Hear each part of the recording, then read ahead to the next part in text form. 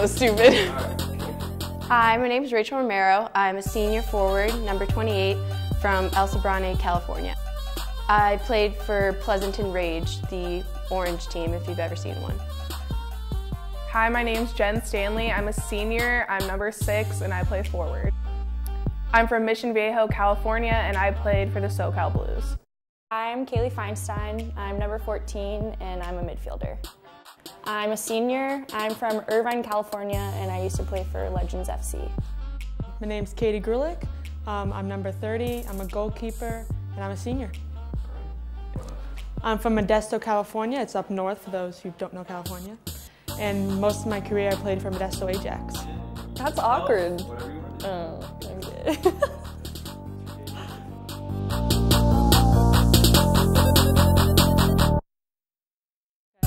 I started playing when I was 5. Since I was like 5 years old. I think 5 or 6. I think I was in first grade. I was actually a forward. They call it the Katie position because I just ran everywhere. When I was around 11, I became a goalkeeper because the coach was like, who wants to go in goal? So I volunteered. It was like a why not? And that's when I fell in love with being a goalkeeper. I have an older brother. He played soccer obviously before I did, and I was like, oh, I want to be just like him. I want to play soccer. So I went to the park with my dad and my brother, and they were teaching me how to kick a ball, which is like the most fundamental skill ever.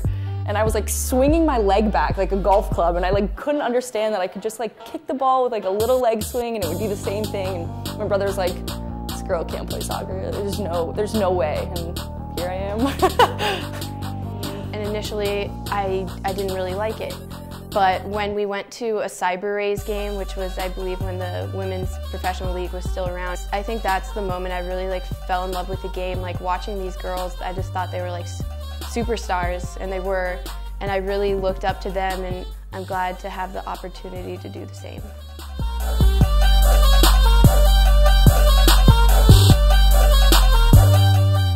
When we went to ECNL tournaments, I sent out mass amount of emails.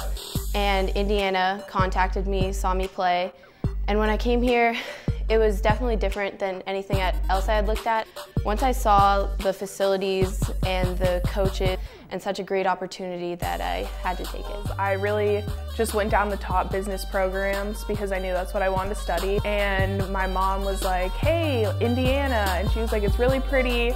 And I remember looking at her, and I literally laughed in her face, and I said, Mom, I will not go to Indiana. So I was trying to appease her, and I took a visit out, and as soon as like we drove up, I was like, this is amazing. I fell in love with the campus, and honestly, that was really what got me. And I never thought that I would end up in Indiana, but I'm here, and I absolutely love it. And growing up in California all my life, I was like, I don't want to go to school like in the Midwest. What is Indiana? And my dad was like, give it a shot, let's go on a visit. So I was like, okay, I'll go. I went, and I was like, wow, this is not what I expected. The campus is beautiful. People are so nice here. There's so much like positive atmosphere, especially in the athletics. It was incredible. I originally wanted to get out of California. So I started looking across the country, and then I started talking to soccer coaches in the Midwest, in Virginia, places across the board.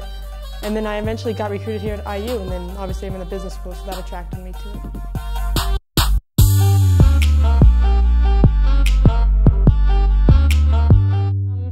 I have a really great relationship with the coaches. They're mentors and like life coaches, honestly. I can share in their like jokes about the ridiculous things that happen to everyone, especially me, because I do like ridiculous things when I'm playing, like kicking a ball with that to my foot, which is, there's a time and a place, right, Amy? I came in like a little sketchy, but ruthless trainings I got through. And you know, you come in, you have intense trainings, and you kind of take the punches that are thrown at you, and you take them and you learn from them. The biggest adjustment was definitely the speed of play. Because in club, it's just so much slower. You have the chance to take 5 or 6 touches and look really cool. But when you come to the college, especially the Big Ten, like you will have someone on your back the second you get the ball. So that's why we work on taking 2 touches. I hear that all the time. My impression of Sergio watching me play is Rachel Romero, 2-touch, every time.